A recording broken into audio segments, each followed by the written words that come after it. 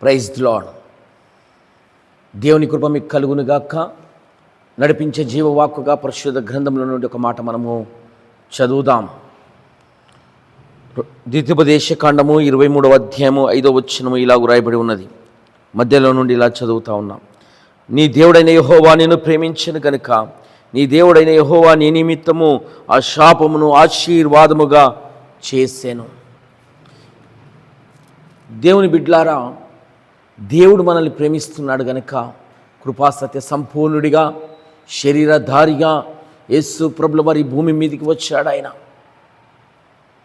నిన్ను ప్రేమించాడు గనుక, ఆయన నిన్ను కుమారునిగా కుమార్తెగా స్వీకరించాడు గనుక, స్వీకరించాలని ఆ కార్యాన్ని నెరవేర్చుటకు దేవుడు ఈ లోకానికి వచ్చాడు. దేవుని బిడ్డలారా, మనపై ఉన్నటువంటి శాపాన్ని కొట్టివేయాలి, మనపై ఉన్నటువంటి మరణాన్ని కొట్టివేయాలి, మనలో ఉన్నటువంటి అశాంతిని కొట్టివేయాలి, మనలో నెమ్మది లేకుండా చేసినటువంటి కార్యాలన్నింటినీ కూడా దూరపరచాలని ప్రభువు కృపాసత్య సంపూర్ణుడుగా ఈ లోకానికి వచ్చాడు. ఆయన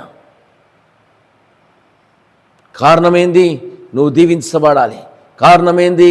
నువ్వు ఆశీర్వదించబడాలి. కారణమేంది? నువ్వు యుగ యుగములో ఆయనతో నివసించాలి. కారణమేంది? ఆయన మహిమఛేదనలో నింపబడాలి.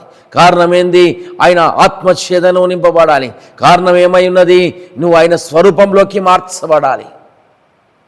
కనుక ఆయన నిన్ను ప్రేమిస్తున్నాడు. కనుక ఆయన నీ శాపాన్ని కొట్టివేస్తూ ఉన్నాడు.